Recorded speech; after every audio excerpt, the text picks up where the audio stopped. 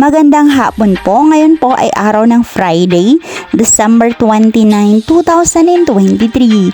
At narito na po ang resulta ng ating 5pm PCSO Lotto results today. At para po sa draw natin ngayon ay ang 3D Lotto at ang 2D Lotto.